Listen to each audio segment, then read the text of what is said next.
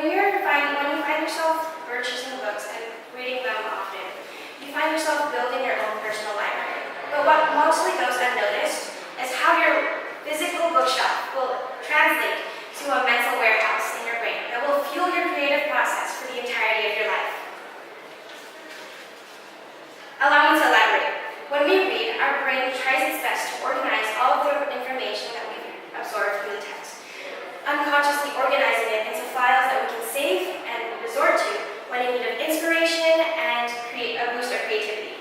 For further explanation, Merriam-Webster describes creativity as the use of imagination or original ideas to create something. The key words here is create something. Creating has become a prerequisite in today's day and age. Whether it may be a school project, a business proposition, or even the cure to cancer, we are constantly being tasked to create. But there are tasks out there that don't have step-by-step overviews, that don't have rules on how you are supposed to deliver your message. What directly comes into play in this kind of situation? Creativity. There's an obvious link between reading and creativity.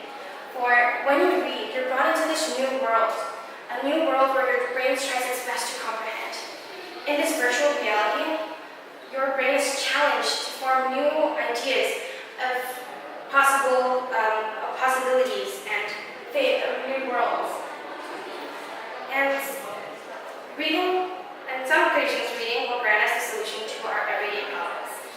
As a voracious reader myself, the thousands of pages I've read has guided me through 12 years of academic stress, and will continue to do so in the coming years.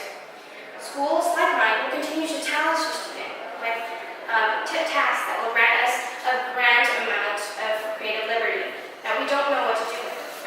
For example, in my school, I had been given the task to create a model of rum, and it had to illustrate one of the major events that happened.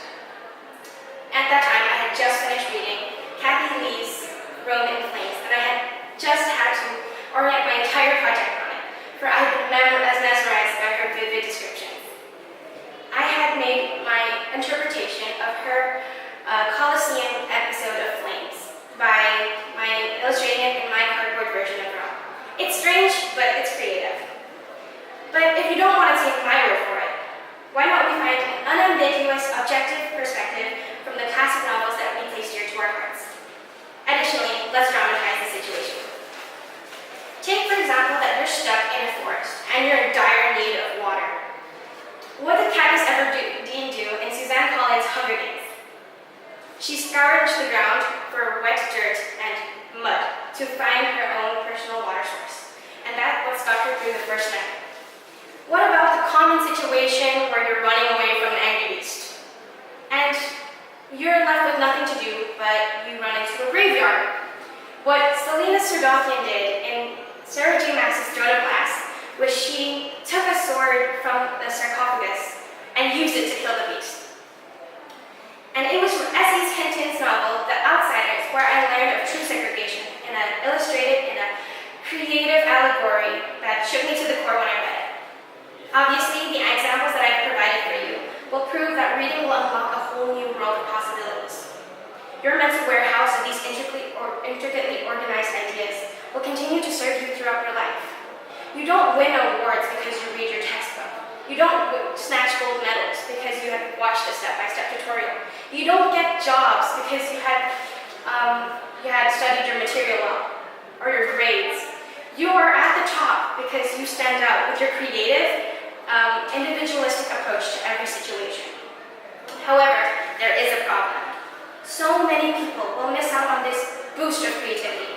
25% of adults will not read a book. 33% of high school graduates and 42% of college graduates will not even purchase a book in this coming year. So I invite you, I challenge you to pick up a book